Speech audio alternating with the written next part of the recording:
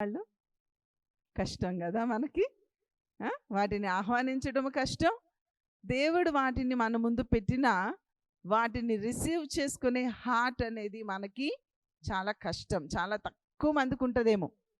ఒకవేళ ఉన్నా అది కొద్ది సమయం అయితే భరిస్తామేమో, కానీ దాని తర్వాత మనం కోరుకున్న జీవితం మనకు రాకపోతే దానిలో కొనసాగించబడాలి అనుకుంటే చాలా కష్టం. మనకంత ఓపిక, అంత ఓర్పు, అంత దీర్ఘశాంతాలు లేవేమో. కానీ ఇక్కడ పౌలు వాటిల్లో సంతోషిస్తున్నాను అని చెప్తున్నాడు. దాని పైన మనం చూస్తే ఆయన కృప మనకి చాలు. బలహీనత యందు నా శక్తి పరిపూర్ణమగుచున్నది. అదేంటండి? బలహీనతలో శక్తి అవడం ఏంటి? కొత్తగా ఉంది కదా. బలహీనులు వారిలో శక్తి సంపూర్ణం ఎలా అవుతుంది? బలహీనులుగానే చూస్తాం మనం. టాలెంట్స్ లేని వారిని టాలెంట్స్ లేని వారుగానే చూస్తాం మనం. బుద్ధిహీనులుగానే చూస్తాం మనం. కానీ ఇక్కడ దానికి మించినటువంటి చక్కని మాట మనకి కనబడుతూ ఉంది. ఏంటంట? బలహీనత యందు నా శక్తి పరిపూర్ణమగుచున్నది. నా బలహీనత యందే బహు సంతోషముగా అతిశయపడుచున్నాను.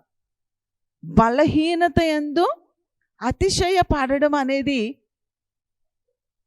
చాలా అరుదైన అనుభవం, అలానే చాలా శ్రేష్టమైన అనుభవము కూడా.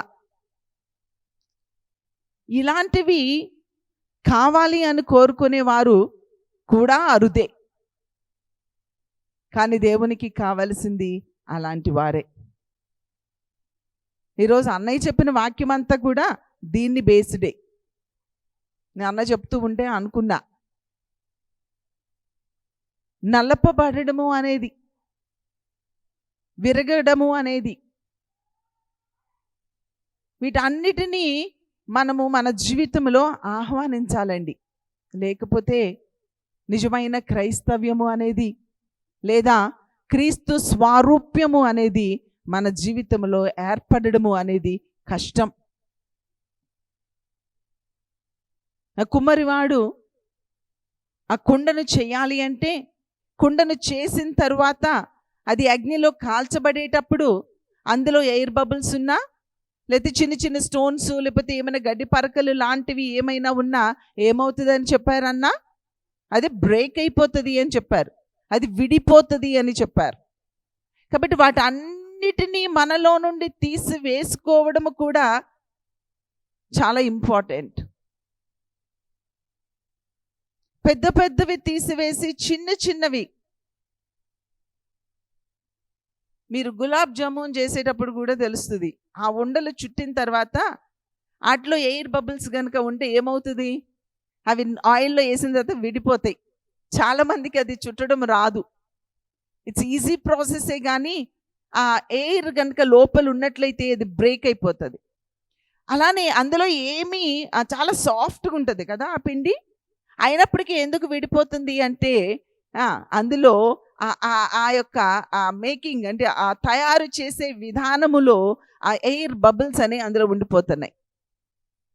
ఈ పాపముగా కనిపించని పాపాలు, అది పాపము కాదు. చాలామంది బైబిల్లో ఇది చెయ్యొద్దని ఉందా అంటే డైరెక్ట్ వర్షన్లో కావాలన్నమాట నీకు, అప్పుడే నువ్వు వింటావు. అరే, దేవుని ఆత్మ మనలో ఉన్నప్పుడు డైరెక్ట్గా మాట్లాడాల్సిన అవసరత మనకేమీ ఉండదండి. ఆ ఛాయలు కూడా మనలో ఉండకూడదు. ఛాయ అంటే తెలుసా? ఆ నీడ, ఆ షాడో అన్నమాట. ఆ ఛాయ కూడా మనలో ఉండకూడదు. ఇక్కడ వెలుగుగానే ఉంది, ఆ వెలుగు ఇల్లంతా వెలుగే, కానీ ఆ ఇంటిలో ఉన్న వస్తువులు వెనకాల ఏముంటుంది? ఛాయ ఉంటుంది. నువ్వు కొన్ని వదిలినట్లుగా ఉంటావు, కానీ ఆ ఛాయ మాత్రం అలానే ఉంటుంది. ఛాయను వదలలేని భక్తి మన భక్తి అయిపోతే ఎట్లాగండి? ఆ ఆశ, ఆ ఇచ్చ, ఆ కోర్కే, వాటిని వదలలేని పరిస్థితులు, అవి చాలా భయంకరమైన పరిస్థితులు. అది నీకు తప్పుగా కనిపించదు. మొన్న ఒక పాప నాకు ఫోన్ చేసింది, అక్క మా ఆఫీసులో ఏదో ఫెస్టివల్కి సంబంధించి ఏదో జరుగుతూ ఉంది, ఈ పరిస్థితిలో నేను ఇలా పార్టిసిపేట్ చెయ్యొచ్చా, నన్ను ఏం చేయమంటారు? నేను చెప్పాను, పాప, దేవుని ఆత్మ అనేది దేవుడు మనకిచ్చాడు, ప్రార్థన చేయి. నన్ను కొంచెం వాల్యూమ్ పెడతావా? ప్రార్థన చేయండి. ప్రార్థన చేస్తే దేవుడు నీకు ఒక గైడెన్స్ ఇస్తారు. అప్పుడు నేను చెప్పా, షడ్రక్, మేషక్, అబేద్నెగో, దానియేలులు ఉన్నారు. వారు పట్టబడిన వారుగా ఉన్నారు, చెరగొని తీసుకొని వెళ్ళారు. వారి తల్లిదండ్రులు వారి దగ్గర లేరు, వారు బాలురుగా ఉన్నారు, ఎవరి గైడెన్స్ వాళ్ళకి లేదు. కానీ వాళ్ళు ఏమి చేయాలో ఏమి చేయకూడదో వారికి ఎవరు నేర్పించారు? బాలురుగా ఉన్న వారికి ఎవరు నేర్పించారు? డైరెక్ట్గా కాకుండా పైకి పైకి మొక్కుతున్నట్లుగా ఉండి లోపల క్రీస్తునే మొక్కవచ్చు కదా, అధికారానికి భయపడి. But they did not do it. వాళ్ళకి ఎవరు చెప్పలా, ఏ పాస్టరు చెప్పలా, ఏ పాస్టరమ్మ చెప్పలా, ఏ తల్లిదండ్రులు చెప్పలా. ఎవరు చెప్పారు వాళ్ళకి? ఎవరు చెప్పారు వాళ్ళకి? దేవుడు చెప్పాడు. దేవుడు వారిని నడిపించాడు. దానియేలుకు ప్రార్థన చెయ్యొద్దు అనే శాసనం ఉంది అని తెలుసు, కానీ మరణ శాసనము కూడా ఉంది అక్కడ. అయినప్పటికీ కూడా ఎవరు గైడ్ చేశారు? ఎవరన్నా వెనకాలండి చెప్పారా వాళ్ళకి? చెప్పలేదు. ఎవరు చెప్పారండి? పరిశుద్ధాత్ముడే వారిని ఏం చేశారు? గైడ్ చేశారు. Don't depend on us. దేవుని బిడ్డలు కదా అని కంప్లీట్గా మా మీదే డిపెండ్ అవ్వాలి అనుకోవద్దు. మేము చెప్తేనే, మేము చెప్పిందంత వేదవాకుగా తీసుకోమని చెప్పట్లేదు. Let holy spirit guide us. దేవుని ఆత్మకు మీరు చోటివ్వండి దయచేసి. ప్రతి విషయంలో ప్రార్థనా పూర్వకంగా యు టేక్ డెసిషన్స్.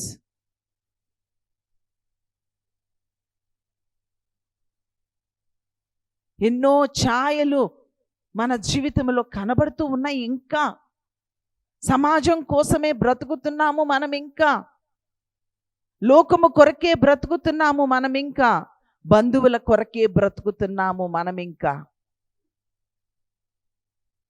బాహాటముగా దేవునిని ఒప్పుకొనని వారిని దేవుడు ఆయన రాజ్యంలో ఒప్పుకుంటాడా అండి? ఒప్పుకొనడు. సమాజం కోసం బ్రతకొద్దు, ఎవరి కోసమో బ్రతకొద్దు.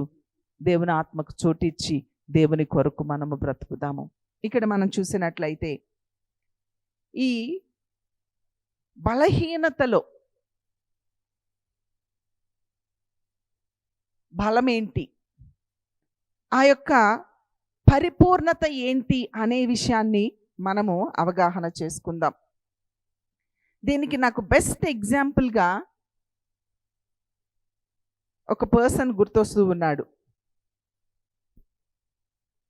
నేను ఒక స్టేట్మెంట్ చెప్తాను. How awesome is this place, surely God is here or God was here. ఎవరు చెప్పారు ఈ మాట? యాకోబు. ఏమని చెప్పాడు? తెలుగులో చెప్పండి. ఆదికాండము 28:16. ఆదికాండము 28:16 చూడండి. నిశ్చయముగా యెహోవా ఈ స్థలమందు ఉన్నాడు.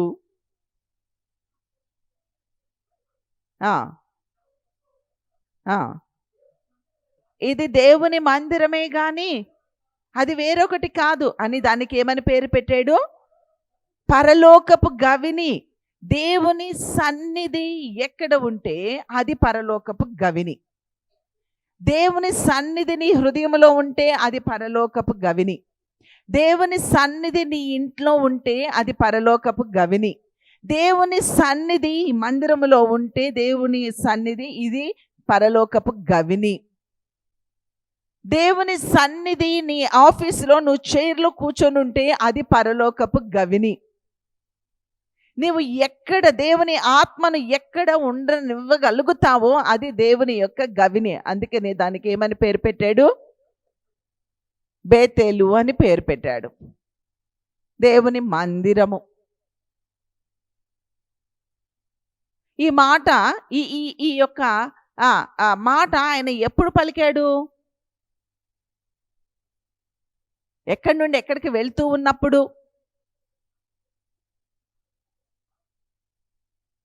దేవుని యొక్క సన్నిధిని అనుభవించాడు. వాళ్ళ అంకుల్ ఇంటికి వెళ్తూ ఉన్నాడు. అప్పుడు తను దర్శనములో తను చూచిన దానిని బట్టి తను మాట్లాడుతూ ఉన్నాడు. దేవుని దర్శనము అనేది మనకి కలగాలండి. ఈ దినాలలో దేవుని దర్శనాన్ని పొందేవారు చాలా అరుదుగా ఉంటున్నారు. దేవుని యొక్క వాక్యాన్ని వినేవారు చాలా అరుదుగా ఉంటున్నారు. వినడం అంటే వింటాంలేండి, ఆ వినడము కాదు. విన్నదానిని ఏమి చేయాలి? విన్నదాన్ని పాటించినప్పుడే అరే నా పిల్లోడు నా మాట వినట్లేదు అంటారు. దాని అర్థం ఏంటి? వాడి చెవుడా? వాడికి వినపడదనా? కాదు, వాడు వింటున్నాడు, వాడికి వినిపిస్తుంది, కానీ ఆ మాట ప్రకారము వాడు ఏమి చేయట్లేదు, జీవించట్లేదు, నడుచుకొనటం లేదు అని అర్థం అన్నమాట. దేవుని సన్నిధిని కలిగిన హృదయాలు ఉన్నాయా? దేవుని సన్నిధిని కలిగిన కుటుంబాలు ఉన్నాయా?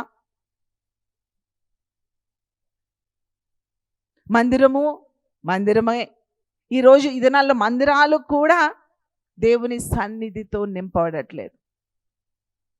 బలిపీఠము కట్టడము గొప్ప కాదండి. ఆ బలిపీఠం మీద పైనుండి అగ్ని ఏమవ్వాలి? దిగి రావాలి. అగ్ని దిగి వచ్చే మందిరాలు చాలా అరుదుగా కనిపిస్తున్నాయి. నీలో పాపం ఉంచుకొని, నీలో రోత బ్రతుకు అలానే ఉంచుకొని, నీ సోమరితనము ఇందాకన్నా చెప్పినట్లుగా అలానే ఉంచుకొని, నీ తిండిపోతితనాన్ని అలానే ఉంచుకొని, నీ చిత్తాన్ని నీవు అలానే ఉంచుకొని దేవుని మందిరములోనికి వస్తే అక్కడ దేవుని సన్నిధి ఉంటుందా? దేవుడు ఉంటాడా? దేవుని ఆత్మ నివసిస్తుందా? పైనుండి అగ్ని దిగుతుందా? పశ్చాత్తాపము వస్తుందా? కన్నీరు వస్తుందా? విరిగి నలిగిన హృదయము కలిగిన వారుగా ఉంటామా? లేదే. మనం మందిరానికి వస్తాము, వింటాము, వెళ్ళిపోతాము. బయటికి వెళ్ళిన తర్వాత మళ్ళీ గాసిప్ మొదలవుతుంది. వాళ్ళేంటో వీళ్ళేంటో, వాళ్ళలా వీళ్ళిలా, ఇంక ఇదే సరిపోతుంది మనకి. You never work on your self. ఎంత విచారమండి. దేవుని మందిరానికి మనము వచ్చేది దేవుని సన్నిధిని కలిగి ఉండడానికి కానీ దేవుని సన్నిధిని విడిచిపెట్టడం కాదు. ఇక్కడ యాకోబు దేవుని సన్నిధిని అనుభవించిన వాడిగా ఉన్నాడు. But he did not take Bethel to his uncle's house. దేవుని సన్నిధిని తనతో తీసుకొని వెళ్ళలేదు. మనకులాగే ఇక్కడే వింటాము, ఇక్కడే వదిలేస్తాము. దర్శనము పొందలేదా యాకోబు? దర్శనం పొందాడు. ఆ దర్శనాన్ని కంటిన్యూ చేసాడా అంటే చేయలేదు. తన అంకుల్స్ హౌస్కి వెళ్ళిపోయాడు, లాబాను దగ్గరికి. వెళ్ళిపోయిన తర్వాత he started working on himself. మళ్ళీ మోసగాడే. ఎన్ని రకాలుగా స్త్రీల కోసము తను ఎంత వెట్టి చాకిరీ చేసిన వాడిగా కనబడుతూ ఉన్నాడు. ఈ దినాల్లో అనేక మంది స్త్రీల కొరకు బ్రతికే పురుషులు ఉన్నారండి, పురుషుల కొరకు బ్రతికే స్త్రీలు ఉన్నారు. ఎంత నీచమైన స్వభావాలు కలిగినటువంటి మనుషులుగా మనం బ్రతుకుతున్నామండి. యాకోబు 7+7 సంవత్సరాలు ఎందుకు కొలువు చేశాడు? స్త్రీల కొరకు కొలువు చేశాడు. అరే, దర్శనాన్ని పొందినవాడు కదా, స్త్రీల కొరకు కొలువు చేసి ఆ యొక్క స్థితిలో నుంచి బయటకు రాలేకపోయినాడు. ఆ గొర్రెలను, ఆ యొక్క మందను సంపాదించుకోవడం కొరకు, తన ఆస్తిని అభివృద్ధి చేసుకోవడం కొరకు యాకోబు ఎంత కొలువు చేశాడు. మళ్ళీ ఆగు, మళ్ళీ ఉండు అంటే మంద కోసం ఉన్నాడు. చారలు కలిగినటువంటి వాటిని అన్నిటినీ తను, అవి ఎప్పుడైతే పొల్లుతాయో వాటిని చువ్వలు చక్కగా రెండు మధ్య మధ్యలో కొంచెం ఆ కండను తీసివేసి అక్కడ పాతినప్పుడు అవి చూస్తూ అవి చూలు కట్టినప్పుడు ఏమైనా అన్ని మచ్చలు కలిగినటువంటి మందను పొందుకున్నాడు. ఈ దినాలలో సంఘములో ఉన్న మనము కూడా స్త్రీల కోసమో, పురుషుల కోసమో, ఆస్తి కోసమో, అంతస్తు కోసమోనే కదా మనం కౌలు చేస్తూ ఉన్నది. సాతాను చేతిలో చిక్కుపడిపోయిన ఒక విశ్వాసి అని పేరు పెట్టుకున్న సాతాను చేతిలో బందీలైనటువంటి విశ్వాసులము కాదా అని మనల్ని మనం ప్రశ్నించుకుంటే అది బాగుంటుందేమో అని అనుకుంటూ ఉన్నాను. ఈ మాట కొంచెం కఠినంగా ఉందేమో మీకు, బట్ వాస్తవం అయితే we have to come out of it. అది వాస్తవము కానట్లయితే దేవుని స్తుతించండి. దేని కొరకు కొలువు చేస్తున్నావు? ఒక పేరు కొరకు, ఒక ప్రఖ్యాతి కొరకు, ఒక ప్రధానత్వాన్ని కోరుకున్న వారి స్థితిలో ఉండాలి అని కోరుకుంటూ ఉన్నావా? అవన్నీ లేవండి. నిజమైన ఆత్మీయత, నిజమైన భక్తి వీటన్నిటినీ మనకు ఇవ్వదండి.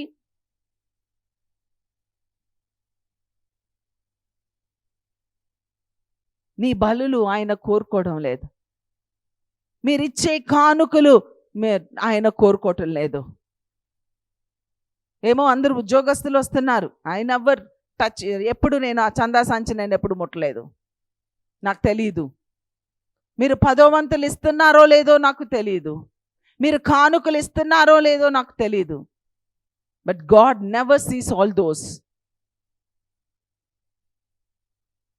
వాటి మీద మా దృష్టి లేదు. వాటిని దేవుని పని కొరకు, దేవుని దర్శనాన్ని పొంది నువ్వు ఇస్తే దేవుని పని కొరకు వాడడంలో దేవుని సేవకులు ఆ పని చూసుకుంటారు. బట్ వాటిని మీ కానుకలను కోరుకునే దేవుడు కాదు. మీ కానుకలు కోరుకునే సేవకులు కాదు. మీ ధనము వైపు మేము చూడట్లేదండి. మీరిచ్చే మర్యాద కొరకో, మీరిచ్చే వందనాలు కొరకో, మీరిచ్చే గౌరవము కొరకో మేము ఇక్కడ లేమండి. We are not looking forward for all those. విరిగి నలిగిన హృదయము దేవునికి ఇష్టమైన బలి. ఆ బ్రోకెన్నెస్ లో నుంచి వచ్చే విక్టరీ అనేది దేవుడు చూస్తూ ఉన్నాడండి. విజయము ఎప్పుడైనా ఆ బ్రోకెన్నెస్ లో నుంచే వస్తుంది. అదే ఈ వర్డ్ మనం చదువుకున్నటువంటి వర్డ్. విరిగి నలిగిన హృదయము కలిగినటువంటి ఆత్మీయత మనకుందా? అలాంటి విశ్వాసిగా నీవు ఉన్నావా? ఏదో వచ్చి వెళ్ళిపోతే అన్నయ్యకి సంతోషమేమో, అక్క చూసి అందరూ వచ్చారులేని అక్క సంతోషిస్తుందేమో. దేవుడు సంతోషించడు. నువ్వు రెగ్యులర్గా అటెండెన్స్ వేయించుకున్న మందిరములో ఆ విరిగి నలిగిన హృదయము నీలో రాకపోతే ప్రతి ఆదివారం నీకు ఆబ్సెంటే పడుతుంది దేవుని దృష్టిలో. ఎవరు మెప్పు కొరకు నువ్వు మందిరానికి వస్తున్నావు ప్రియ చెల్లి, ప్రియ తమ్ముడు?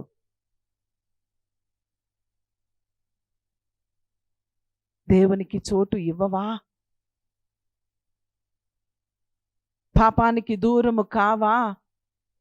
లోకపు ఛాయలు లేకుండా దేవుని నామానికి మహిమకరంగా బ్రతకలేవా?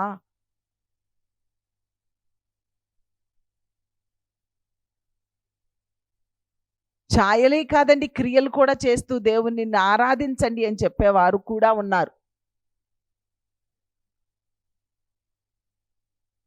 బట్ దేవునికి అవి అంగీకారమైనవి కావు. మీరు డబ్బులు ఇవ్వండి, దేవుడు మిమ్మల్ని దీవిస్తాడు. మీరు 10వ వంతు ఇవ్వండి, దేవుడు మిమ్మల్ని దీవిస్తాడు. మేము ఇది చేస్తున్నాం, అది చేస్తున్నాము, మీరు చందాలు పోగేయండి, దేవుడు మిమ్మల్ని దీవిస్తాడు అని చెప్పే సహవాసము కాదండి మనది. అవన్నీ చెయ్యొద్దా? చెయ్యాలి. ఈమె మా పని మనిషి అండి, ఈమె మా అంట్లు తోముద్దండి అని చెప్తారా మీ వైఫ్ని? ఏం రాజు, నరేష్ చెప్తారా మీరు అట్లా? ఏమని చెప్తారు? ఏం సురేష్ ఏమని చెప్తావు? నా వైఫ్ అండి. ఏమని చెప్తావు?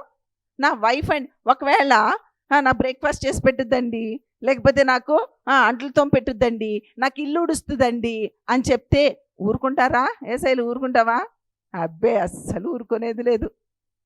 ఏం భార్య అని చెప్పకుండా అంటే యేసు ప్రభుని మరి మీరేమని చెప్తున్నారండి? ఒక హీలర్గా చూపిస్తున్నావా నువ్వు? ఒక బ్లెస్ చేసే వ్యక్తిగా చూపిస్తున్నావా నువ్వు? ఒక సేవియర్గా చూపించండి. ఎన్నో చేస్తారు యేసయ్య మన కోసం. అయితే వాటిని కాదు నువ్వు ఫోకస్ చేసేది. భార్య అంటులతో ఉంటుందని పని మనిషి అంటే ఊరుకుంటారా? ఒక భార్యలే ఊరుకోరే. సాగర్ నేను నా డ్రైవర్ అండి అంటే ఎట్లుంటుంది? మీరు ఊరుకుంటారా ముందు? ఊరుకుంటారా? కాదు కదా. సాగర్ అనే ఒక కుక్ అంటే ఊరుకుంటారా? రూత్ ఒక కుక్ అండి అంటే ఊరుకుంటారా? ఊరుకోము. అలానే దేవుని కూడా మనము మన జీవితంలో ఇతరులకు చూపించేటప్పుడు ఎలా చూపించాలి? దేవుణ్ణి దేవునిగా చూపించడం మనం నేర్చుకోవాలండి. అప్పుడే అదే ఎప్పుడు వస్తుందంటే విరిగి నలిగిన హృదయము కలిగినప్పుడే అది వస్తుంది.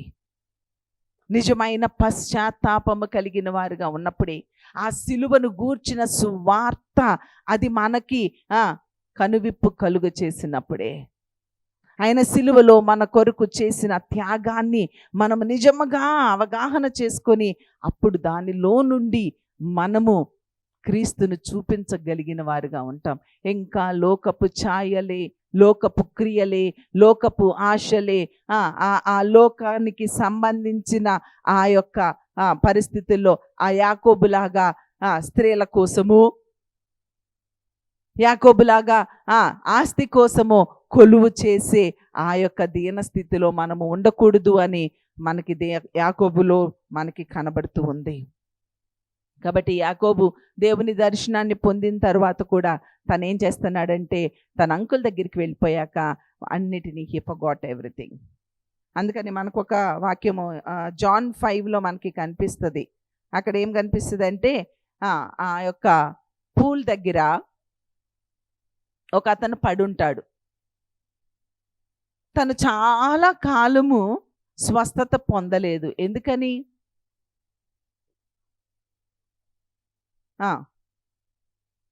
తీసారా? బెతెస్దా అన్నబడి ఒక కోనేరు ఉంది, 5 మంటపాలు ఉన్నాయి. అప్పుడు ఏమమ్మా దేవదూత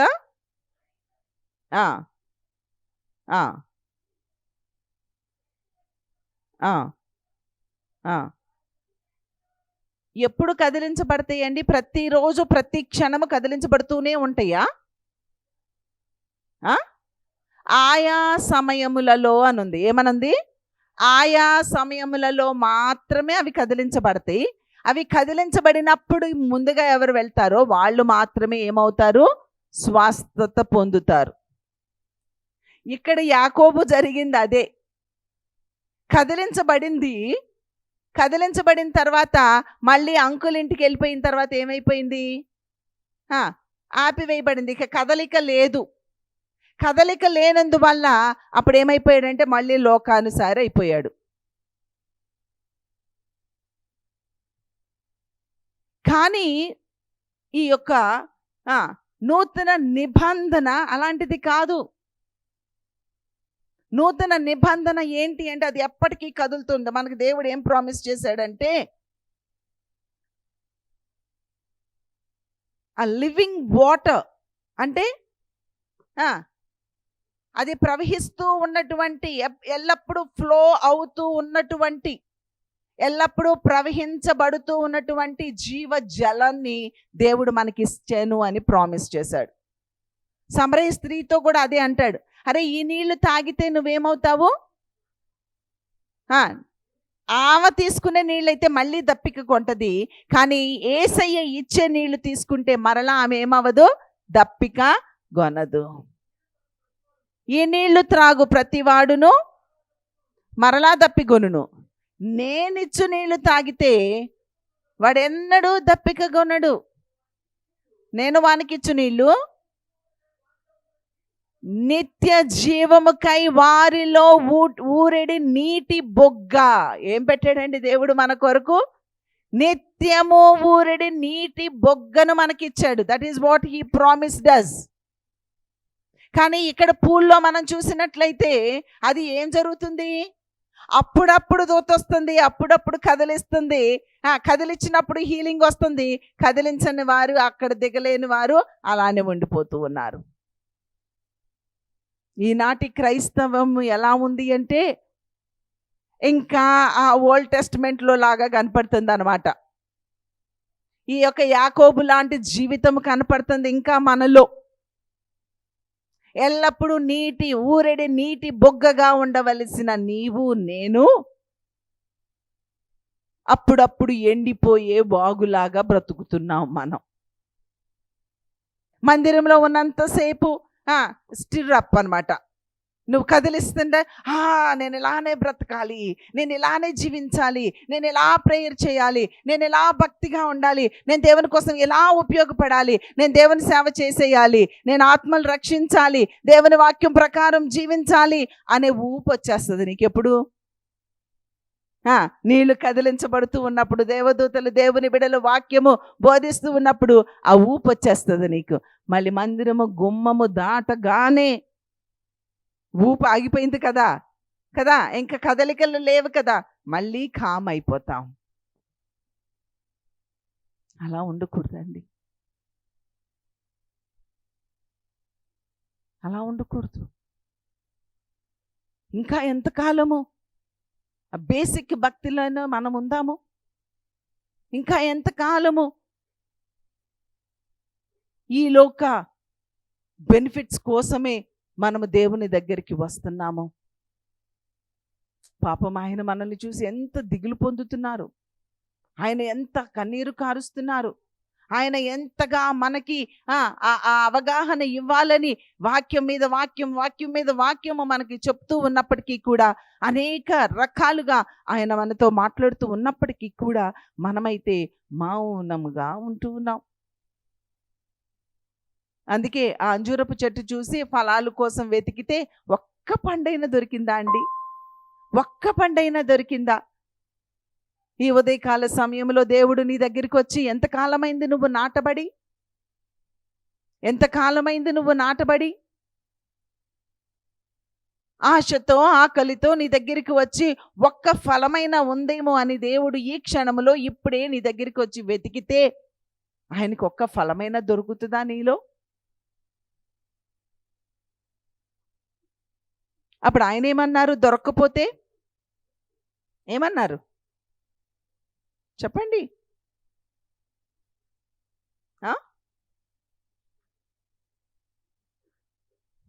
నరికి అగ్నిలో వేసేయండి.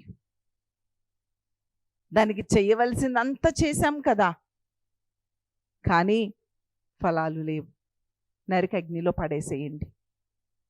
ఆ దినము మన జీవితంలో రాకూడదండి. ఆయన మన దగ్గరికి వచ్చి మనల్ని చూసినప్పుడు ఆశతో ఫలాలు లేని చెట్టు వలె ఉంటే మనకే నష్టం, మనకే నష్టం. ఆయన అగ్నిలో పడవేసేస్తే మరలా ఆ చెట్టుకు జీవం అనేది ఉండదు. అటు దీన స్థితిలోనికి రాకూడదు అంటే ఆ విరిగి నలిగిన హృదయాన్ని మనం కలిగి ఉండాలి. మన హృదయం రాతి గుండెను తీసి ఏమన్నారు? ఎందుకు మాంసపు గుండె కావాలి? రాతి గుండె ఎందుకు వద్దు?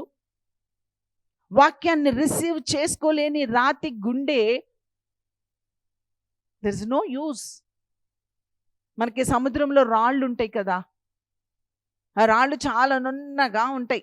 మనం కూడా నున్నగా తేలిన భక్తులు అన్నమాట. కానీ ఆ రాయిని పగలగొడితే అందులో ఏముండదు? ఒక్క నీటి బొట్టు కూడా లేదు. కానీ తరతరాలుగా ఆ నీటిలోనే ఉంటున్నాయి అవి. రాతి గుండె కలిగిన వారు తరతరాలుగా క్రైస్తవ కుటుంబంలోనే పుట్టి, నాలాగా పాస్టర్స్ ఫ్యామిలీలోనే పుట్టిన, లేకపోతే దేవుని వాక్యాన్ని బోధిస్తూ ఉన్నా, పాడుతూ ఉన్నా, వర్షిప్ చేస్తూ ఉన్నా, అన్ని పనులు చేస్తూ ఉన్నా, సముద్రంలోనే ఉన్నట్లుగా కనబడుతూ ఉన్నా, అందులో ఒక్క నీటి బొట్టు కూడా లేకపోతే రాతి గుండెలోకి వెళ్ళవు దేవుని వాక్యాలు. వాక్యానుసారమైన బ్రతుకు ఉండదు. నీళ్ళల్లోనే ఉంటాం, చర్చిలోనే ఉంటాం, క్రైస్తవ కుటుంబాలలోనే ఉంటాం, క్రైస్తవులుగానే ఉంటాం, రక్షించబడిన వారుగానే ఉంటాం, బాప్తిసం తీసుకున్న వారుగానే ఉంటాం, రొట్టె ద్రాక్ష రసం తీసుకుంటున్న వారుగానే ఉంటాం, ఇచ్చేవారుగానే ఉంటాం. కానీ మనలో మాత్రము ఆ జీవ జలము అనేది ఉండదు. ఒక్క బొట్టు కూడా ఉండదు. అదే మాంసపు గుండె అయితే స్పాంజ్ అనుకోండి, ఏం చేస్తుంది? వెంటనే ఎక్కడ వాటర్ ఉంటే అక్కడ దాన్ని ఏం చేసేస్తుంది? సక్ చేసేసుకుంటుంది, పీల్చేసుకుంటుంది. మెత్తని మనస్సు కలిగిన వారుగా ఉండాలి. దేవుని యొక్క వాక్యానికి ఇమ్మీడియట్గా రెస్పాండ్ అయిపోయేలాగా ఉండాలి.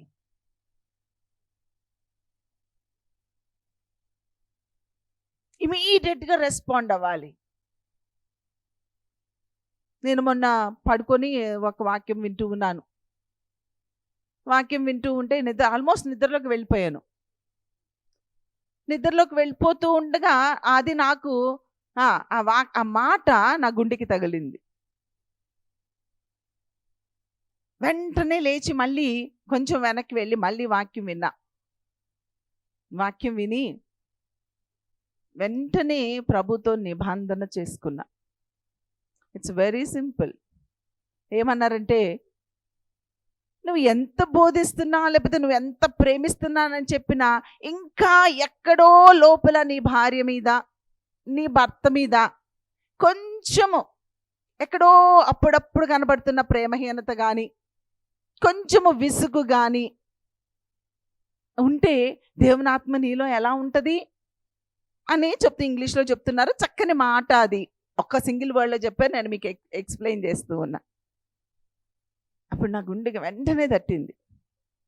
మన ఇంట్లో కొన్ని మనకు నాకు ఒక డాక్టర్ అమ్మ తెలుసు, నా చిన్నప్పుడు. అలా హస్బెండ్ ఆమెను వదిలేశారు. ఎందుకు వదిలేశారు అని మేమందరం వర్కౌట్ చేసి, మమ్మీ డాడీ మేమందరం వాళ్ళ ఇంటికి వెళ్ళాం. సాగర్ అనే మేమందరం. ఆయన ఎక్కడ వేరే దేశంలో ఉండేవాళ్ళు, విజయవాడ వచ్చి మంచి ఇల్లు కట్టుకున్నారు. సర్లే ఆయనని కలుపుదామని అక్కడికి వెళ్ళి మాట్లాడితే ఆయన చెప్పింది ఏంటంటే, ఆయనకేమో చాలా శుభ్రం అంటే ఇష్టమట. ఆయన ఎప్పటికప్పుడు సెట్ చేసేయాలి, ఎప్పటికప్పుడు నీట్గా ఉంచాలి. బాత్రూమ్ ఆయన వేరే దేశాల్లో ఉన్నాడు కాబట్టి తడిగా ఉండకూడదు, చక్కగా నీట్గా ఉండాలి. ఆయన అలా మెయింటైన్ చేస్తాడు. సో అలా మెయింటైన్ చేయదు కాబట్టి ఆయన ఏదో ఒకటి అంటే ఏమో గొడవ పడద్ది, వీళ్ళిద్దరికీ పొసకట్ల. సో అట్లా నాకు కొంచెం శుభ్రం ఎక్కువ. ఈవెన్ వాష్రూమ్కి వెళ్ళినా అది కొంచెం డ్రైగా ఉండాలి. నేనైతే ఎదుటి వారికి అభ్యంతరంగా ఉండకుండా క్లీన్ చేసేసి వస్తా, తడి లేకుండా చేసి వస్తా. సో అలా ప్రతిదీ కూడా నేను చాలా, ఇప్పుడు ఏదైనా టవల్ కానీ ఏదైనా సరే చాలా ఒక పద్ధతిగా చేస్తా. అయితే అన్న ఏం చేస్తారంటే అలా వదిలేసి వచ్చేస్తారు. ప్రతిరోజు జరిగేవి ఇవన్నీ. నాకు మనసులో ఈయన మారరు, నేను మారను అంటే ఆయనకి నేను చెప్పను కూడా చెప్పలేను. స్నానం చేస్తే బకెట్లో నీళ్లు ఉంచి రాను నేను. బకెట్ అంతా నీళ్ళన్నీ తీసేసి, ఎందుకంటే నీళ్ళల్లో బకెట్ మీరు ఎవరైనా సరే మగ్గలా వేసారనుకోండి, మళ్ళీ రేపటికి వెళ్ళేటప్పుడు జిడ్డు పట్టేస్తుంది. సో అందుకని నీళ్ళన్నీ కంప్లీట్గా ఎన్ని కావాలన్నీ వాడుకొని మళ్ళీ ఆ బకెట్ని నీళ్ళు కొంచెం కూడా లేకుండా మగ్గుని బకెట్కి తగిలించాలి. ఆ విషయాన్ని మాత్రం 1-2 సార్లు చెప్పాను. నాన్న నీళ్ళు ఉంటేనే మళ్ళీ నాకేమో నడుము నొప్పి, నేను తోముకోలేను, సో మీరు కొంచెం దాన్ని నీళ్ళు లేకుండా చూడండి అని. కానీ ఆయన మాత్రం లేకుండా చూడరు. నేను వెళ్ళినప్పుడు నా మనసులో అబ్బా అనుకోకుండా ఉండను. ఆ రోజు ఉదయమే అనుకున్నా, ఈయన మారరు, అనుకోకుండా నేను ఉండను, అంటే నేను మారను. నేను మారాలని ఆయన మారకుండా చేస్తున్నాడేమో దేవుడు అని కూడా తెలుసు నాకు, అయినా నేను మారట్లా అనుకుని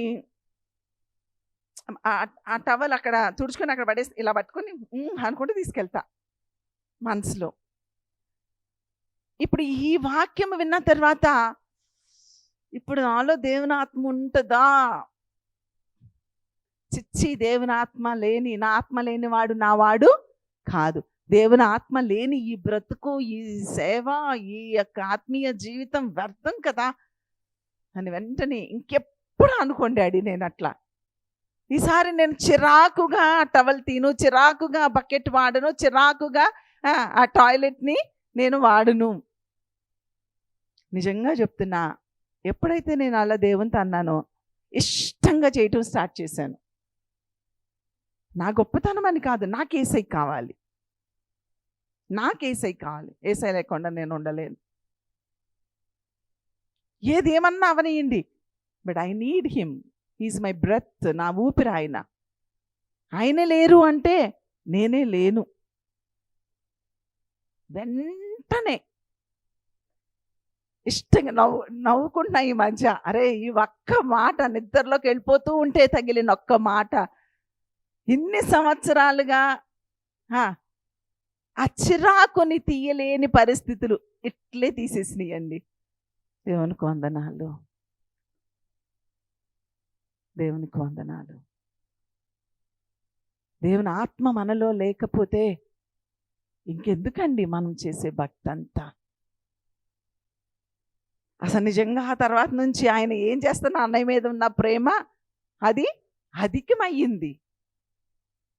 చూడండి, చిన్న చిన్న విషయాలు అవి కొంతమందికి కొన్ని it does not matter for them కదా. అదేం సిన్ కాదు కదా. ఏదో అలవాట్లు, పొరపాట్లు, అలవాట్లు అలా వెళ్ళిపోతూ ఉంటారు. బట్ ఇట్స్ ఓకే అని ఎందుకు మనం అనుకోము? కాబట్టి దేవుడు లేని బ్రతుకు అది వ్యర్థం. ఆ బేతేలుని మనతో పాటు, దేవుని ఆత్మను మనతో పాటు కంటిన్యూ చేసేలాగా మనము ఉండాలి. చూడండి, ఆదికాండము 32:10 ఒకసారి చూడండి.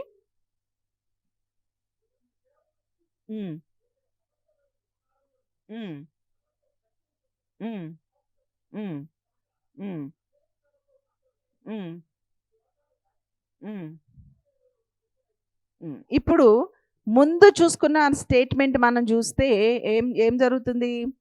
అంకులింటికి వెళ్ళేటప్పుడు తను దేవుని దర్శనాన్ని పొందిన తర్వాత తను మాట్లాడిన మాట ఏంటంటే, ఇక్కడ దేవుని సన్నిధి ఉంది అని చెప్పుకున్నాడు. ఆ సన్నిధిని కంటిన్యూ చేసుకోలేదు, మళ్ళీ రిటర్న్లో తను వస్తూ ఉన్నాడు. అంతేనా? ఆ రిటర్న్లో వస్తూ ఉన్నప్పుడు మరలా ఈ స్టేట్మెంట్ ఇస్తూ ఉన్నాడు. ఏమని ఇస్తూ ఉన్నాడు? నీవు నీ సేవకునికి చేసిన సమస్తమైన ఉపకారములకును సమస్త సత్యమునకు అపాత్రుడను. అంటే ఇక్కడ బ్రోకెన్నెస్ అనేది కనపడుతుంది కదా, విరిగిన స్థితి. నేను అపాత్రుడను అని గ్రహించుకోవడమే బ్రోకెన్నెస్.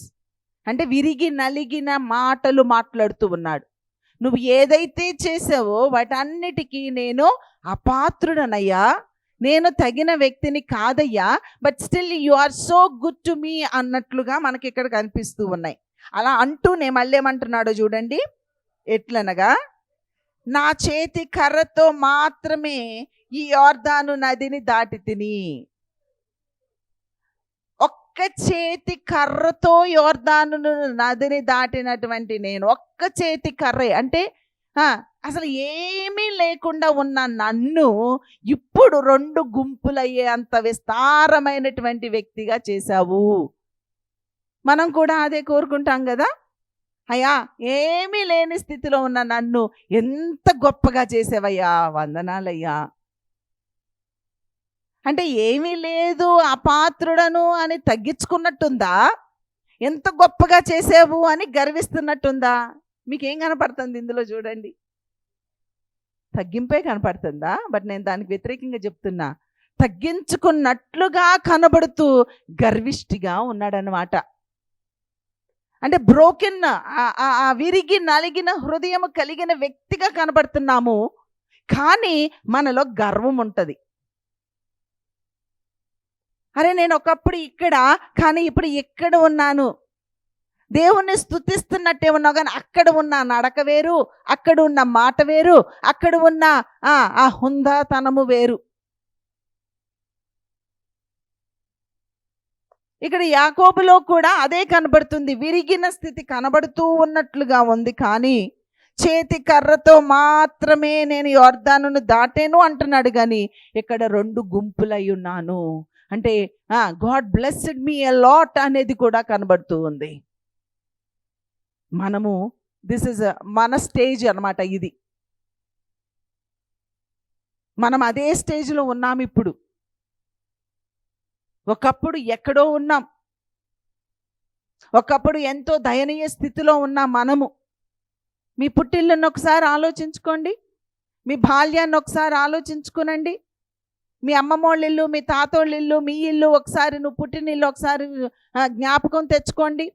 అప్పుడు నువ్వు వేసుకున్న బట్టలను ఒకసారి జ్ఞాపకం చేసుకో, అప్పుడు నువ్వు వేసుకున్న చెప్పులను ఒకసారి జ్ఞాపకం చేసుకో, ఇప్పుడు నీ స్థితిని జ్ఞాపకం చేసుకో. సేమ్ అండి, ఏం మారలేదన్న వాళ్ళు ఎవరైనా ఉంటే చేయొద్దండి. మారకుండా ఉండవు కదా, ఎంతో ఉన్నత స్థితిలోకి వచ్చాము. మరి యాకోబు చేసిందే అది కదా, ప్రయాస పడిందే దానికోసం కదా. మరి అందుకని అంత పెద్ద గుంపుగా అయ్యాడు. ఒక గుంపు కాదు, 2 గుంపులుగా అయినట్లుగా మనకి కనబడుతూ ఉంది. మన దీన స్థితి కూడా అట్లానే అయిపోతుంది. గర్విష్ఠులమైపోతున్నాం, అతిశయము కలిగిన వారుగా మనం ఉంటున్నాం. ఈ బ్రోకెన్నెస్లో మనం అనుకుంటాము, నాకు అవగాహన ఉంది, దేవుణ్ణే స్తుతిస్తున్నా, దేవుణ్ణే ఘనపరుస్తున్నా, దేవుడు అనుకుంటూ మనలో ఎక్కడో ఆ గర్వము కనబడుతూ ఉంది. అంటే కొంచెము విరిగాము, కానీ ఆ బ్రోకెన్నెస్లో నుండి వచ్చే ఆ విక్టరీ కావాలి అంటే దట్ ఈస్ నాట్ ఎనఫ్ అండి. అది చాలదు, ఇంకా నలగగొట్టబడాలి. ఇంకా ఆ 2 గుంపులు అయిపోయిన తర్వాత 24లో చూస్తే అక్కడ కనిపిస్తుంది మనకి, యాకోబు ఒక్కడు మిగిలిపోయాను. ఏమైపోయాడు? ఒక్కడే మిగిలిపోయాడు. ఒక్కడే మిగిలిపోయాడు.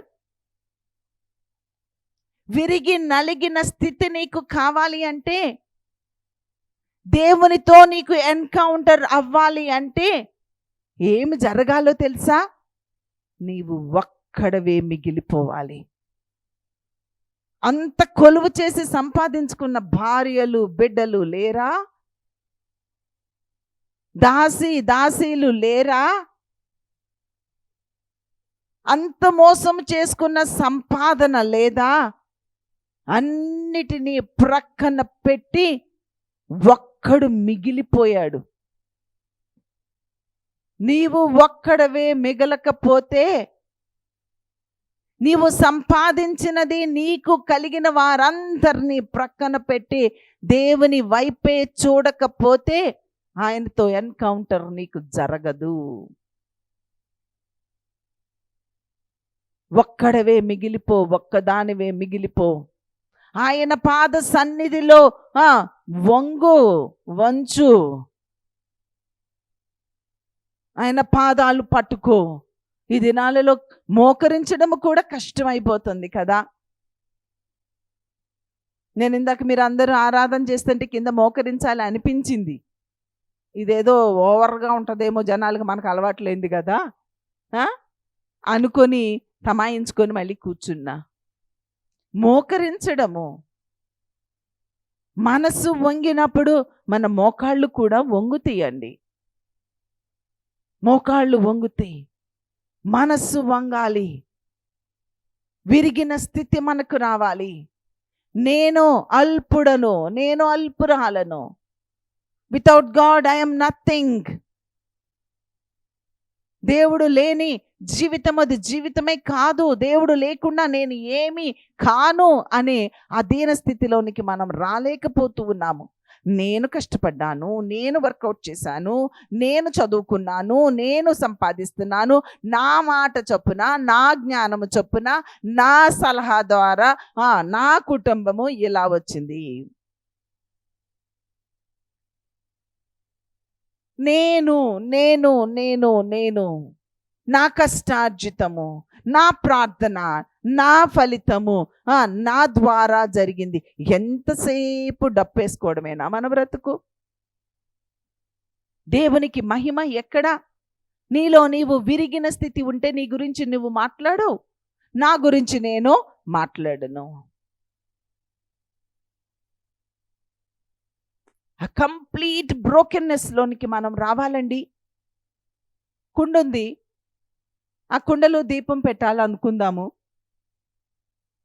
ఒక క్యాండిల్ వెలిగించి ఆ కుండని ఇలా బోర్లేసామనుకోండి, ఏమవుతుంది? వెలుగుతుందా, ఆరిపోతుందా? ఆరిపోతుంది. దానికి ఒక చిన్న క్రాక్ వచ్చింది అంటే పగిలిన ఓటు కుండే చిన్న క్రాక్ వచ్చింది, ఇలా కొడితే నీకు ఆ ఓటి సౌండ్ వినపడుతుంది.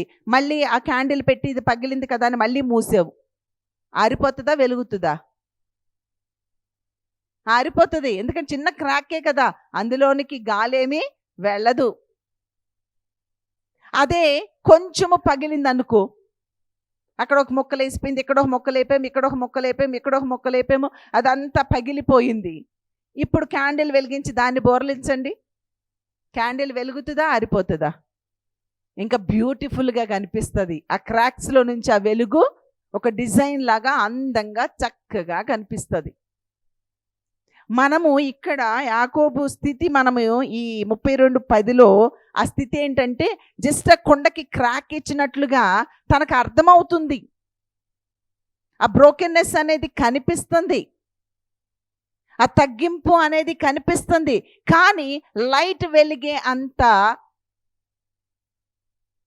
ఆ యొక్క ఆ విరిగిన స్థితి కనిపించడం లేదన్నమాట. కానీ ఇక్కడ ఒంటరిగా మిగిలిపోయాడు, చూసారా? ఈ ఒంటరిగా మిగిలిపోయిన తరువాత అది కనిపిస్తుంది. దానికంటే ముందు హెబ్రీయులకు రాసిన పత్రిక 11:21 ఒకసారి చూద్దాం, చూడండి. అక్కడ ఇదే యాకోబు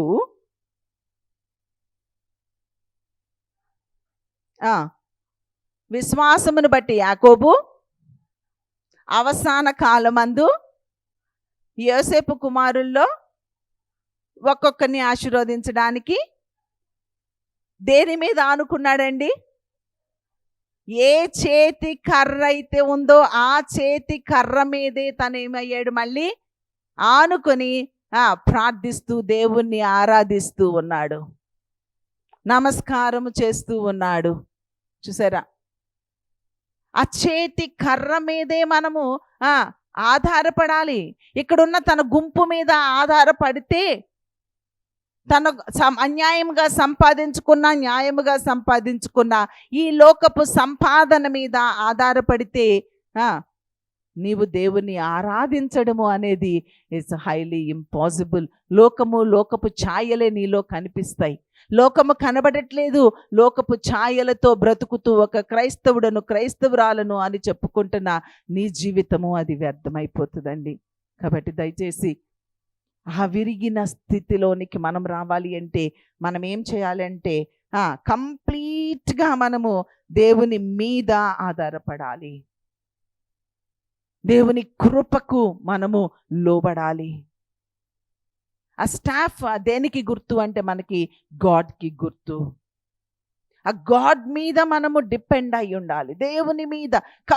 కంప్లీట్ కంట్రోల్ అనేది ఎవరికి ఇవ్వాలి? దేవునికి ఇవ్వాలి. ఇంక వృద్ధాప్యం అయిపోయింది. ఇంక he can't stand by his own. ఆ స్టాఫ్ మీద, ఆ కర్ర మీద ఆధారపడిపోయాడు అనమాట. మనకు తెలుసు కదా వృద్ధులు ఏం చేస్తారు, మూడో కాలు వచ్చేస్తుంది కదా, 2 కాళ్ళతో నడవలేరు. వాళ్ళు ఏం చేస్తారంటే ఇంకొక కర్ర పట్టుకొని ఆ కర్రతో నడుస్తూ ఉంటారు. మనకి ఆ కర్ర ఎవరై ఉండాలి? ఈ 2 కాళ్ళ శక్తి చాలదు, నేను క్రీస్తుని పట్టుకోవాలి అని అవగాహనే అది బ్రోకెన్నెస్కి అర్థం అన్నమాట. అప్పుడే ఆ బ్రోకెన్నెస్లో నుంచి వర్షిప్ అనేది వస్తుంది. ఆ బ్రోకెన్నెస్లో నుంచి బ్లెస్సింగ్స్ అనేవి వస్తాయి. ఆ బ్రోకెన్నెస్లో నుంచి విక్టరీ అనేది మనకి వస్తుంది. ఆ బ్రోకెన్నెస్ అనేది లేకపోతే విజయము సాధించడము అనేది హైలీ ఇంపాసిబుల్. కాబట్టి కంప్లీట్గా గాడ్కి సరెండర్ అవ్వడం అనేది మనము అలవాటు చేసుకోవాలండి. Growth in brokenness is the pathway to victory. ఏంటండి చెప్పండి.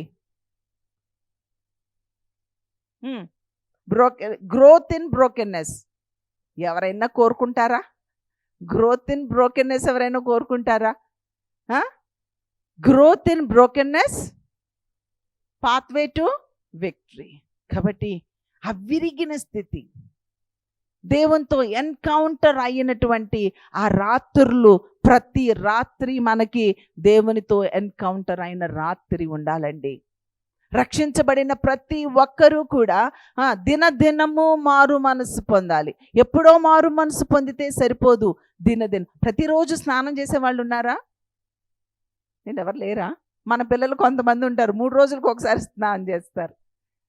మాకు కొంతమంది ఫ్రెండ్స్ ఉన్నారు, అటు వేరే దేశంలో, పేరు చెప్పనులేండి అర్థమైపోద్ది.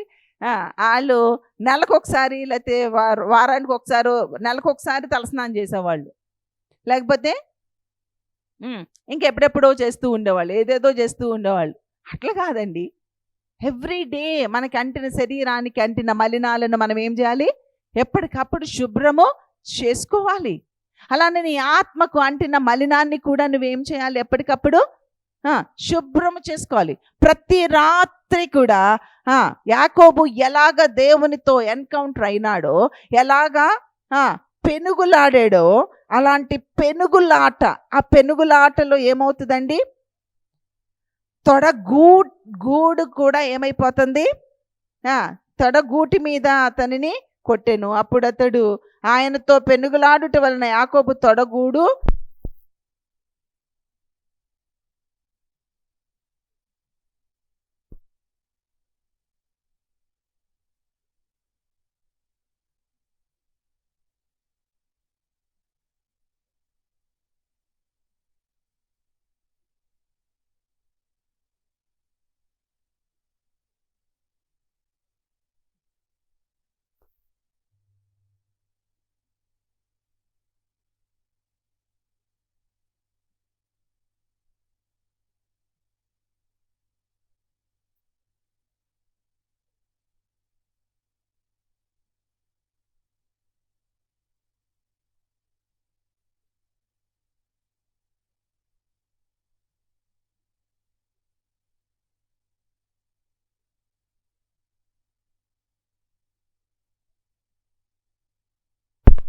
ఈ ఉదయకాల సమయంలో దేవుడు, నీవు దేనిని ఆధారము చేసుకున్నావో దానిని విరవాలని ఆయన ఆశపడుతూ ఉన్నాడు. నీ బలమా, నీ శక్తా, నీ జ్ఞానమా, నీ జాబా, నీ ఉద్యోగమా, నీ ఆస్త, నీ అంతస్తా, నీ స్థలాలా, లేకపోతే నీ భార్య, నీ భర్త, నీ బిడ్డల, నువ్వు ఎవరిని ఆధారం చేసుకున్నావో, దేన్ని ఆధారం చేసుకున్నావో నాకు తెలియదు. కానీ ఒంటరిగా మిగిలిపోయి ఆయనతో ఎన్కౌంటర్ జరుగుతూ ఉంటే నీ ఆధారాన్ని ఆయన బ్రేక్ చేయడానికి ఆయనకి అవకాశం ఇస్తావా? నీవు ఆ అవకాశం ఇవ్వనంత వరకు ఆ బ్రోకెన్నెస్, కంప్లీట్ బ్రోకెన్నెస్ అనేది జరగదు. ఇక్కడ యాకోబులో జరిగింది అదే.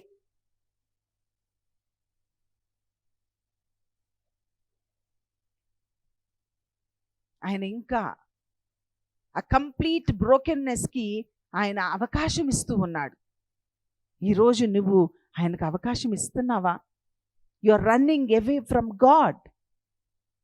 ఒంటరిగా మిగిలిపోతే దేవునితో ఎక్కడ ఎన్కౌంటర్ అవుతుందో, దేవుని బిడ్డల దగ్గరగా ఉంటే ఎక్కడ ఆత్మీయతలోకి వచ్చేయాలో.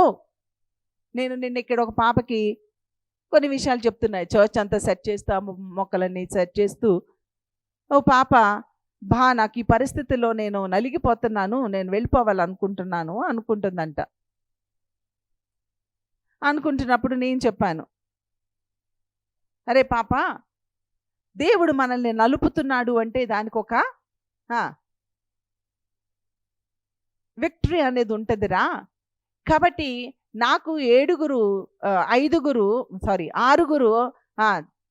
చెల్లెళ్ళు తమ్ముళ్ళు కలిసి 6 ఉన్నారు. నేను పెద్దదాన్ని. మరి వాళ్ళందరినీ నేను ఎత్తుకుంటూ ఉండేదాన్ని. మా మమ్మీ నాకు అప్పచెప్పేసి ఆమె పనులు చేసుకోవాలి, స్కూల్కి వెళ్ళాలి. నాకు ఇలా ఎత్తుకొని ఈ బోన్ దగ్గర అయితే నల్లగా మన మోచేతి దగ్గర అయిపోద్ది కదా, రఫ్గా అలా అయిపోయేది నాకు.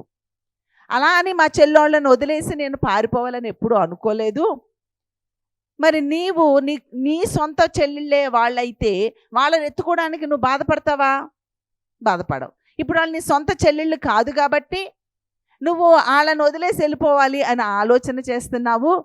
అది తప్పు నాన్న, అలా ఉండకూడదు అని ఈ పాపకి కొన్ని విషయాలు చెప్తూ ఉంటే, దేవుడు నలుపుతూ ఉంటాడు నాన్న అని చెప్తుంటే, ఇంకొక పిల్ల ఈ మాట నేను చెప్తూ ఉంటే బర్రం జారుకుంది కిందకి. ఎందుకు జారుకుంది అంటే, ఇక్కడుంటే ఆ మాటలు నేను వినాలి, ఇది నాకు ఇండైరెక్ట్గా నాకు మెసేజ్ ఇది అని అది గ్రహించుకుంది, తెలివిగలది అని బర్రని వెళ్ళిపోయింది. కానీ నేను వెనక్కి పిలవలేదు. ఆ పాపని పిలిచి వినమనొచ్చు. కానీ వినుబుద్ధి లేనప్పుడు వినిపించడం వల్ల యూజ్ ఉంటుందా? యూజ్ ఉండదు. కాబట్టి నేను వదిలేశాను. యాక్చువల్గా నేను ఇండైరెక్ట్గా పాపకి చెప్పాలని స్టార్ట్ చేయలేదు, ఈ పాపకే చెప్తున్నాను. కానీ ఆమెకి ఎక్కడ తగులుతుందో అదే అని ఆమె వెళ్ళిపోతుంది. అలానే మనం కూడా దేవుని బిడ్డలతో సహవాసం చేస్తే లోకాన్ని ఎక్కడ వదిలేయమంటారో అని, వాళ్ళ ఇంటికి వచ్చి కాసేపు కూర్చుంటే దేవుని మాటలే చెప్తారు. కాబట్టి ఇలాంటి వాళ్ళతో కంటే నా తోటి విశ్వాసి ఇంటికి వెళ్తే కాసేపు మేము బంగారం గురించి మాట్లాడుకోవచ్చు, లేకపోతే మంచి బట్టల గురించి మాట్లాడుకోవచ్చు, లేకపోతే అది సంపాదించుకో, ఇది సంపాదించుకో, ఆ స్థలము కొందాం, ఈ స్థలము కొందాము, ఇలా చేద్దాం, అలా చేద్దామని వాళ్ళు ఎంకరేజ్ చేస్తారు. కాబట్టి అక్కడికి వెళ్దాము. దేవునితో ఎన్కౌంటర్ అవ్వడానికి మనకి ఇష్టం ఉండదండి. ఆ ఛాన్స్ నువ్వు ఇవ్వవు. కాబట్టి అలాంటి స్థితిలో మనము ఉండకూడదు. ఆ ప్రోగ్రెసివ్ బ్రేకింగ్ అనే దానికి అవకాశం ఇవ్వు. ఇంకా నలగగొట్టుకోవడానికి, ఇంకా విరగగొట్టుకోవడానికి, ఇంకా మనల్ని మనము ఆ యొక్క టచ్ అనేది, ఈ రోజులు అంటున్నారుగా టచ్, మనం ఎవరిని ఏమి అనకూడదు అనుకోండి. అసలు నిజమైన టచ్ ఇక్కడ జరిగిందండి యాకోబుకి. ఆయన ఎప్పుడైతే అతనిని కొట్టెనో, అది దేవుడు మనల్ని కొట్టాలి, దేవుడు మనకు ఆధారమైన దాని మీద కొట్టాలి. కొట్టినప్పుడు ఆ నిజమైన టచ్లో ఏమవుద్దంటే మనకి ఆ యొక్క గర్వము అనేది కంప్లీట్గా పోతుంది అన్నమాట. దేవునికి కంప్లీట్గా మనము సరెండర్ అయిపోతాం అన్నమాట. కాబట్టి ఆ తర్వాత మనం చూస్తే మొత్తానికి అది విరిగుద్ది, అయినా కానీ వదలకుండా ఆశీర్వదిస్తేనే వదులుతాను, నాలో లోకం పోతే నేను నిన్ను వదులుతాను. ఆ పట్టుదల ఈ దినాలలో క్రైస్తవులకి లేదు. దయచేసి పట్టు విడవకుండా మనము దేవుని యొక్క సన్నిధిని మనము అనుభవించాలి. నేను క్విక్గా ముగిస్తాను. 30వ వచనం చూస్తే చివరికి అప్పుడు ఏమంటాడు తెలుసా? నేను ముఖాముఖిగా దేవుని చూచితిని. ఏమన్నాడు?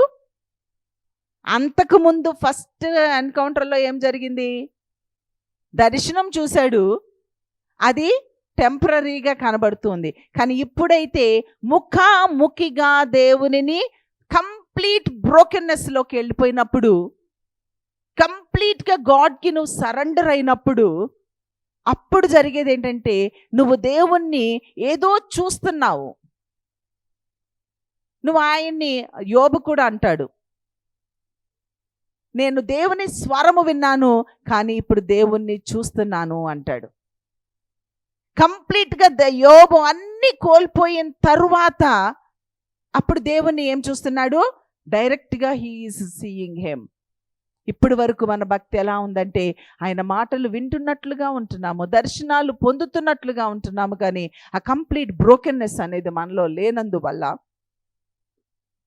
ఆ ట్రూ విక్టరీ అనేది మనలో కనబడట్లేదు. ఆ విక్టరీ ఛాయలతోనే సంతోషపడిపోయే భక్తిలో ఉన్నాము, కానీ ఆ రియల్ విక్టరీలోనికి మనం రావాలని దేవుడు ఈ ఉదయకాల సమయంలో మనతో మాట్లాడుతూ ఉన్నాడు. ముఖాముఖిగా దేవుని చూచి తిని, ఇందా చెప్పాను కదా, ఆ స్ట్రీమ్స్ అనేవి మనలో నుండి ఏమవ్వాలి? అవి ఊరుతూ ఉండాలి, ఊరెడి నీటి బొగ్గగా ఉండాలి. దేవుణ్ణి ముఖాముఖిగా చూస్తే. ఎక్కడ పని చేస్తున్నావు సురేష్? నువ్వు ఎక్కడ పని చేస్తున్నావు నాన్న? కంపెనీ పేరు చెప్పు ఏదో ఒకటి. విజయ్ భాస్కర్ కన్స్ట్రక్షన్స్లో చేస్తున్నారు. ఓకే, ఇంకా సో నువ్వెక్కడ చేస్తున్నావమ్మా? అమ్మా బెడ్జీ హోమా? నాకు అవి వినపట్టలేదు. ఇట్లా ఒక్కొక్కరు ఒక్కొక్క పేరు చెప్తారు, అవును కదా, ఎక్కడ పని చేస్తున్నారు అంటే. అయితే నేను మీకు చెప్పేది ఏంటి అంటే, ఇక్కడ యాకోబు ఒంటరిగా ఉన్నప్పుడు, యాకోబు ఆ యొక్క విరిగి నలిగిన స్థితిలోనికి వెళ్ళినప్పుడు దేన్నైతే దేవుడు టచ్ చేశాడో అలాగా మనల్ని కూడా టచ్ చేసినప్పుడు ఆయన ఎలా ఆధారము తను కాదు, దేవుడే తన ఆధారము అని తను ఎలాగా నమ్మాడో, ఆ నమ్మిన తర్వాత దేవుణ్ణి ముఖాముఖిగా చూశాడో, ఇప్పుడు ఆ ముఖాముఖిగా చూసినటువంటిది మోషే దేవుణ్ణి చూచిన తర్వాత మహిమ ఏమవుతూ వచ్చింది? తగ్గుతూ వచ్చింది. ఏమవుతూ వచ్చింది? తగ్గుతూ వచ్చింది. ఆయన వెనక తట్టు చూస్తాడు, ముందు నుంచి చూడలేవంటే, అయినా నేను నిన్ను చూడాలి అంటే సరే చూడు అని వెనక తట్టు చూస్తేనే అది ఆ మహిమ అది ఏమైంది అంటే చూడలేకపోయాడు, పైగా అది తగ్గుతూ వచ్చింది. అది పాత నిబంధన. కొత్త నిబంధనలో అలా కాదు, మహిమ తగ్గిపోయేదిగా కాదు. పౌలు చెప్తాడు, మనకు అవన్నీ రెఫరెన్స్లు ఇప్పుడు నేను చూపించలేను కాబట్టి, ఆ మహిమ నిలిచేదిగా ఉంటుంది. ఇప్పుడు ఆ నిలిచే మహిమ బ్రోకెన్నెస్లో నుంచి వచ్చేది అదన్నమాట. నిన్ను నీవు కంప్లీట్గా దేవునిని వినడము కాదు, నీవు ముఖాముఖిగా చూస్తూ ఉన్నావా దేవుణ్ణి? ముఖాముఖిగా దేవునిని చూడలేని భక్తి అది శ్రేష్టమైన భక్తి కాదండి. ఈ ముఖాముఖిగా దేవుణ్ణి చూసిన వారు ఎక్కడ పనిచేస్తారు? అందుకే దానికి ఏమని పేరు పెట్టాడు? పెనూయేలు అని పేరు పెట్టారు. ఏం పేరు పెట్టారు? పెనూయేలు అని పేరు పెట్టారు. ఇప్పుడు నువ్వు సురేష్ ఎక్కడ పనిచేస్తున్నావమ్మా అంటే పెనూయేల్లో పనిచేస్తున్నానండి అనాలి. నరేష్ ఎక్కడ పనిచేస్తున్నావు? నీ కంపెనీ పేరు కాదు, ఎక్కడ? పెనూయేల్లో పనిచేస్తున్నానండి అని. అంటే పెనూయేలు అంటే ఏంటి? అక్కడ అర్థం ఏంటి? దేవునిని ముఖాముఖిగా చూస్తున్నావు. ఇప్పుడు మనం ఉన్నాం అనుకోండి, బాస్ ఉంటే ఎట్లుంటాం? బాస్ లేకపోతే ఎట్లుంటావు? బాస్ ఉన్నా లేకపోయినా ఒకేలాగుంటానండి, ఒకేలాగా మాట్లాడతానండి, ఒకేలాగుంటానండి అన్నవాళ్ళు ఎవరన్నా ఉన్నారా? ఒక చెయ్యి గట్టిగా లేసింది, ఒక చెయ్యి చిన్నగా లేసింది. అంటే బాస్ ఉన్నప్పుడు ఎంత పర్ఫెక్టో బాస్ లేనప్పుడు కూడా అంతే పర్ఫెక్ట్. అంటే నీవు పెనూయేలులో పని చేస్తే దేవుడు ముఖాముఖిగా నువ్వు చూస్తూ ఉంటావు. ప్రతి క్షణం దేవుణ్ణి ముఖాముఖిగా చూస్తున్నప్పుడు దేవుడు చూస్తున్నాడు అని నువ్వు పనిచేస్తావు. ఇది ఎప్పుడు వస్తుంది అంటే బ్రోకెన్నెస్లో నుంచి, అంటే కంప్లీట్గా గాడ్ మీద నువ్వు డిపెండ్ అయినప్పుడు, కంప్లీట్గా గాడ్కి నిన్ను నీవు సరెండర్ చేసుకున్నప్పుడు. ఈ కొంతమందిని నక్సలైట్లు నన్ను ఎన్కౌంటర్ చేయమంటారా? నాకు పెద్ద రాజకీయం గురించి తెలియదు కానీ, ఇలా వీటి గురించి తెలియదు కానీ, లోకం గురించి. అప్పుడు ఏం చేస్తారు వాళ్ళు? సరెండర్ అయిపోయాక 2 చేతులు ఎత్తేస్తారంట, అవునా? అంటే 2 చేతులు ఎత్తేస్తే దాని అర్థం ఏంటి? నేను నీకు సరెండర్ అయిపోయాను, అని చెప్పి సరెండర్ చేసుకోండి. మరి 2 చేతులు ఎత్తేసావా? ప్రార్థన చేసేటప్పుడు 2 చేతులు ఎత్తలేము మనం కదా. అంటే సరెండర్ చేసుకోలేము, ఇంకా మనమే బిగించుకొని ఉంటాం. లేకపోతే 2 చేతులు వెనకాల పెట్టుకుని నేనే అని చెప్తాం. సరెండర్ అవ్వలేమండి మనము కదా. కాబట్టి కంప్లీట్ సరెండర్ అవ్వాలి, దేవునితో ఎన్కౌంటర్ అవ్వాలి. ఫస్ట్ దేవుణ్ణి చూచాడు యాకోబు. 2వ పాయింట్లోకి వచ్చేటప్పటికేమో నేను ఎందుకు పనికిరాని వాడని అని అపాత్రుడను అని గ్రహింపులోకి వచ్చాడు. అంటే ఒక క్రాక్ వచ్చింది. కానీ ఒంటరిగా దేవునితో మిగిలిపోయినప్పుడు, దేవుడు తన్ని టచ్ చేసినప్పుడు, ఆ తొడగూడు వసిలినప్పుడు, అప్పుడు ఏమంటున్నాడంటే, దేవునిని నేను ముఖాముఖిగా చూచి తిని. ప్రతి క్రైస్తవుడు దేవునిని ముఖాముఖిగా చూచిన అనుభవములోనికి రావాలి అనేది దేవుని యొక్క ఆశ. మనం ఇంకా మొదటి స్థితిలో ఉన్నామా, లేతే మిడిల్ స్టేజ్లో ఉన్నామా, లేదా ఆ పూలు కదిలినప్పుడు ఆ కొంచెం సమయమే మందిరంలో ఉన్నప్పుడే స్టిరప్ అయిపోయి ఏదో చేసేయాలనుకొని బయటికి వెళ్ళిపోయాక మనము మనకులాగానే బ్రతుకుతూ ఉన్నామా అనేది ఆలోచించండి. ఇంకా లాస్ట్గా జోబ్ 40 ఒకసారి చూద్దామా? అది చూసి నేను ముగిస్తాను. చదువునానా? 42-4.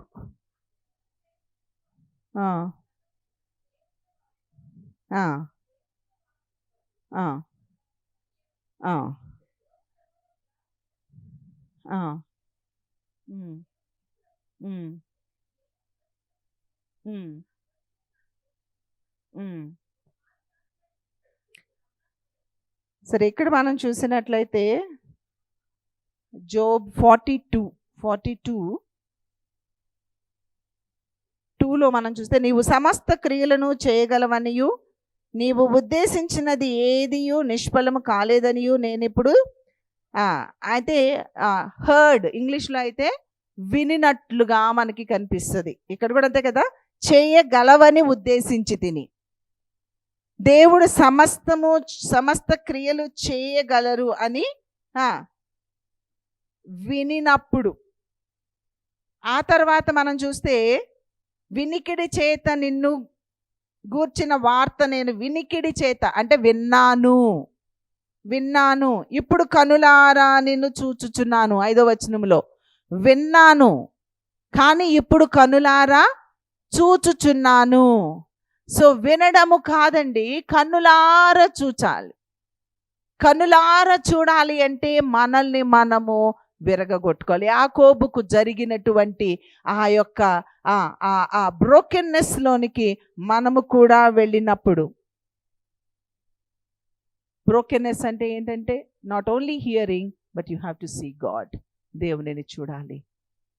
మనము చాలా పై భక్తిలో ఉండిపోతూ విరగడానికి, నలగడానికి, కంప్లీట్గా సరెండర్ చేసుకోవడానికి, కంప్లీట్గా మనల్ని దేవునికి అప్పగించుకోవడానికి ఈనాటి క్రైస్తవుడు ఎవడూ కూడా ఛాన్స్ ఇవ్వట్లేదండి దేవునికి, ఇంక్లూడింగ్ పాస్టర్స్.